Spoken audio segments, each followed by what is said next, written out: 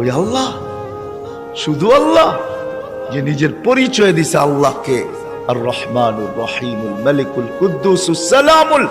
Mominul Muhaiminul Azizul জব্বারুল মুতাকাব্বিরুল Khaliqul বারিউল Musabbirul গফফারুল কহ্হারুল ওয়াহ্হাবুর Razzakul ফাত্তাহুল Alimul